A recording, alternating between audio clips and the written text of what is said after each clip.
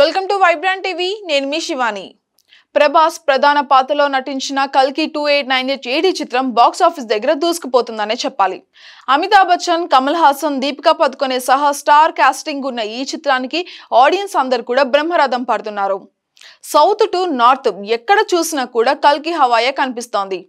ఇక ఈ సినిమాలో విజయ్ దేవరకొండ కూడా ఒక అతిథి పాత్రలో మెరిసిన సంగతి మనందరికీ కూడా తెలిసిందే.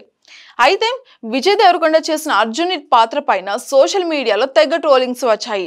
అర్జునుడిగా విజయ్ దేవరకొండ అస్సలు సూట్ అవ్వలేదు అంటూ నెగిటివిటీ స్ప్రెడ్ చేశారు.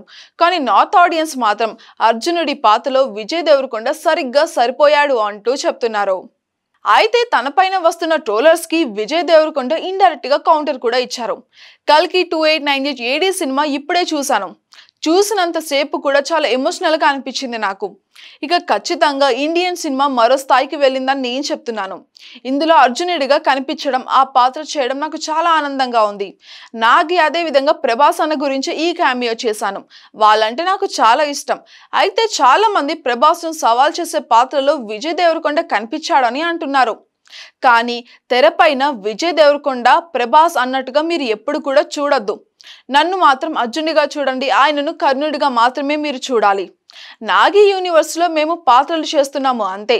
నాగి ప్రతి సినిమాలో నేను చేయడం నాకు అలవాటు అయిపోయింది. ఆయనకు కూడా అలవాటు అయిపోయింది. తనకి నేను లక్కీ చామ్ అని చెప్పవచ్చు. కానీ సినిమాలు బాగున్నాయి కాబట్టి అవి ఆడుతున్నాయని కూడా నేను చెప్తున్నాను. నేను చేయడం వల్లే సినిమాలు హిట్ అవుతున్నాయంటే అది అనడం కూడా కరెక్ట్ కాదు. మహానటి అదే విధంగా కల్కి 2 తను తీసిన గొప్ప సినిమాలు అంటూ విజయ్ అయితే చెప్పారు. ఇక అలానే కల్కి పార్ట్ 2 పైన తన రోల్ గురించి ప్రశ్నించగా తెలివిగా సమాధానం ఇచ్చారు విజయ్.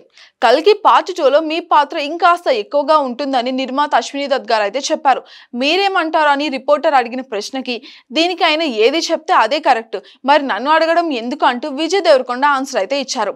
ఇక కల్కి పార్ట్ 1 ఎండ్ చేసిన విధానం చూస్తూ ఉంటే ఖచ్చితంగా రెండవ భాగంలో అర్జునుడి పాత్ర ఇంకాస్త ఉండే అవకాశం అయితే మనకి ఖచ్చితంగా ఉంది.